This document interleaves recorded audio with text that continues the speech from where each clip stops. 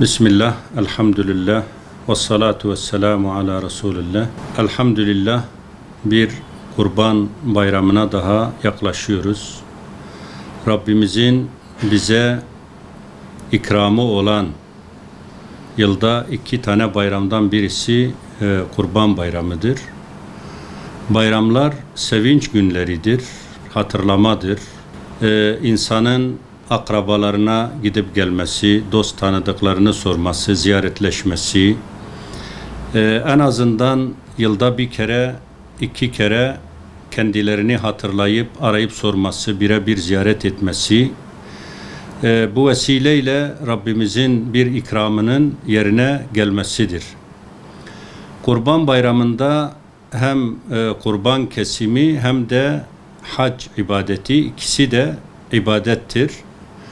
Kurban yaklaşmaktır. Burada Rabbimizin ayetin anlamıyla ifade ettiği ne kanlarının ne etlerinin Allah'a ulaşıldığı, niyetlerinin, amellerinin Allah'a ulaşma vesilesi olduğu ki burada Rabbimiz kendisine daha çok yakınlaşmamız için kurban ibadetini bu bayramda emretmiş.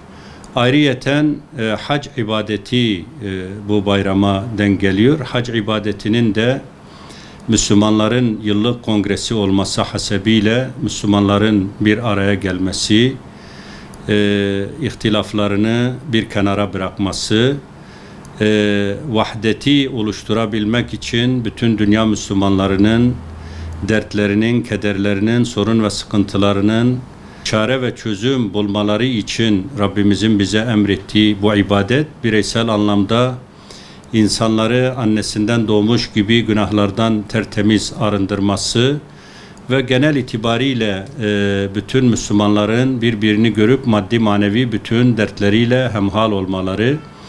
Yine kurban ibadetinin bir mesajı daha maddi anlamda fakirlerin hatırlanması, hem yakın çevrede hem dünya genelinde Müslümanların hatırlanarak birkaç kilo et ile bile olsa kendilerine maddi anlamda bir destek sağlanması.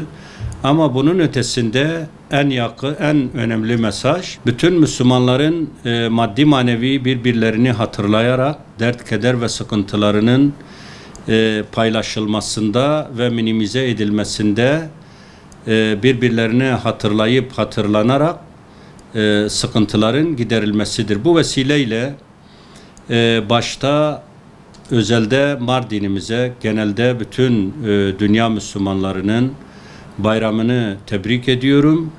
Bütün Müslümanların sıkıntılardan kurtulmasına vesile olmasını diliyorum. Bütün bu arada sizin vesilenizle bütün hastalarımıza şifa, dertlerimize deva, borçlarımıza eda ve maddi manevi kimin ne sıkıntısı varsa sıkıntılarının giderilmesine vesile olmasını Yüce Rabbimden temenni ediyorum. Bütün Müslümanların bayramını tebrik ediyorum. Kendilerinin bu bayramın daha çok Allah'a yaklaşmalarına vesile olmasını temenni ediyorum inşallah.